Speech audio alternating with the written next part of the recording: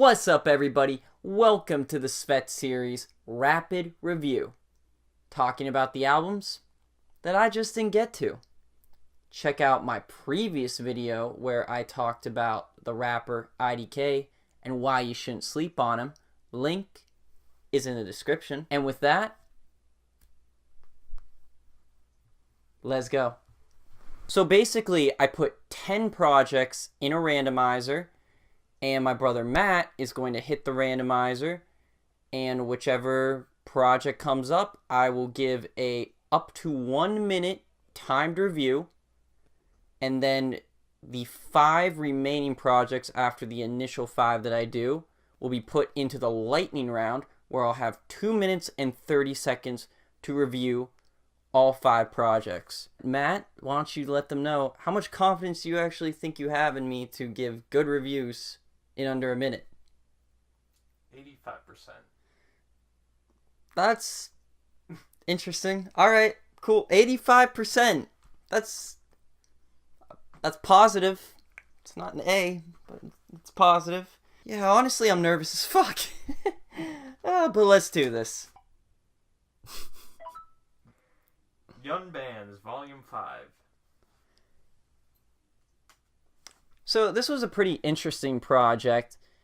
I wouldn't say it's anything special or really what I kind of wanted Young Bands to do, a huge movement and upgrade over what he's given us before, but there's some pretty good cuts on it.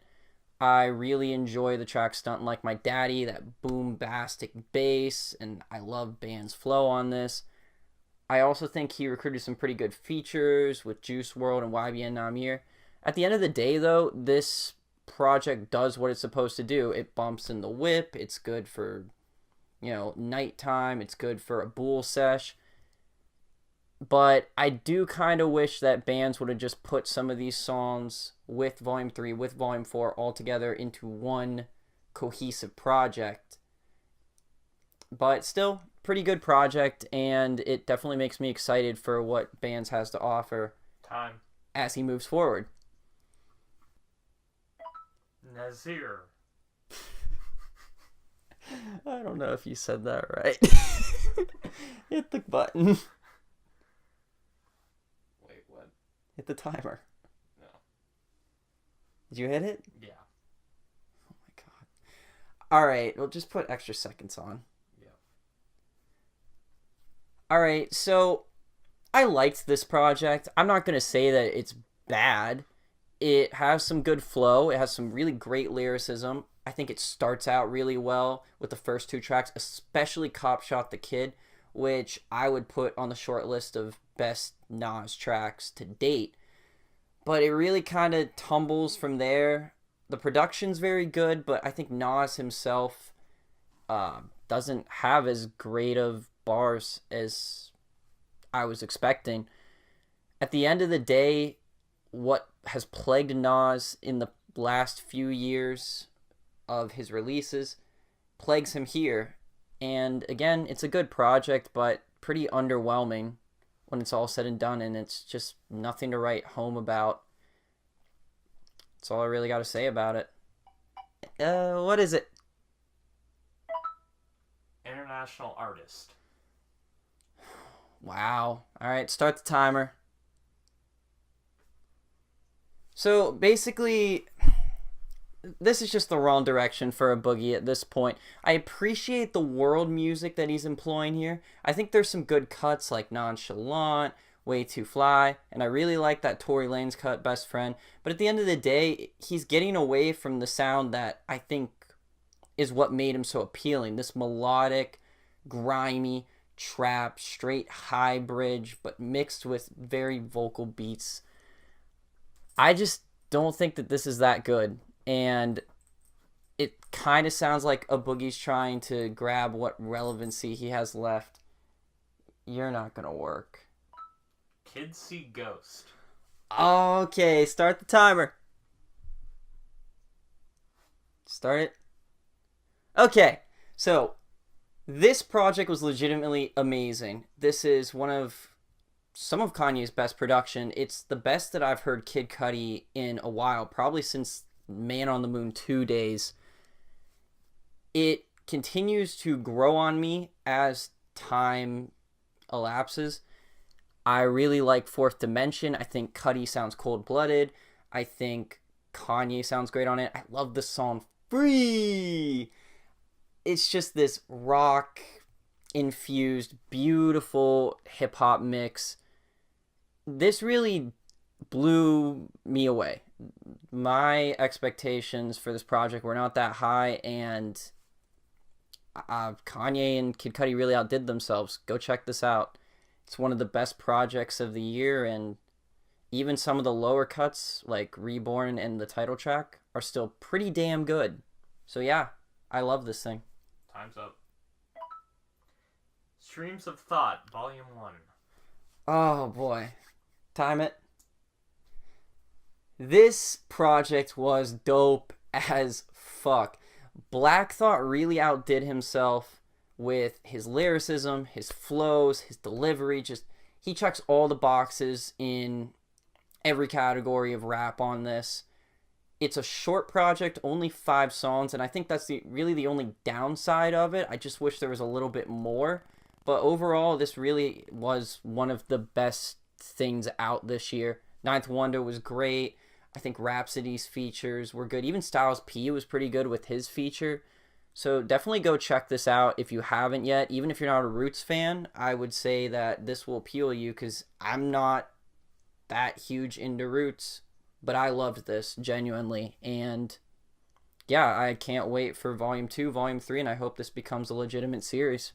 Those are the 5 reviews that we have, but we've got 5 more albums left. So to finish those up, I'm having my brother put 2 minutes and 30 seconds on the clock, and we're going to run this gauntlet style with the 5 albums that I have left. And what are those 5 albums, Matt?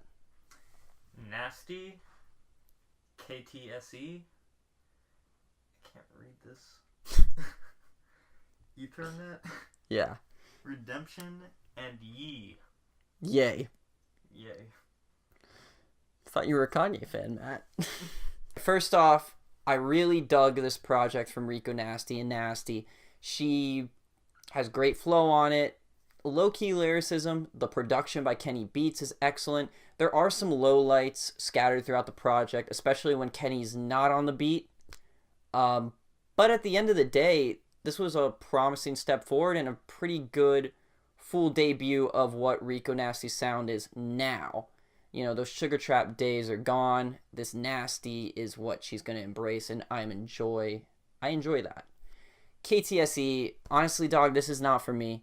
Tiana Taylor's not bad by any measure. She shows some good vocal work. I really think the production's excellent on this, but Three Way's one of the cringiest and least sexy songs that I've ever heard in my life. Rose in Harlem is very good, and I love some of her vocal range that she showcases, but overall, this just, who's gonna care? Honestly, I'm just not gonna care about this project. Ethernet, huge disappointment for me. I am a huge Wi-Fi's Funeral fan. I thought that he was a breath of fresh air in the SoundCloud scene, but this project really just sounds like all his contemporaries. It sounds so commercial, so calculated, so generic, just no growth. There's no growth on it, and honestly, I think it's kind of a step back. I'm a little bit worried after hearing this project. There's a couple good songs here and there, but nothing really hits me like some of his previous projects have in the past.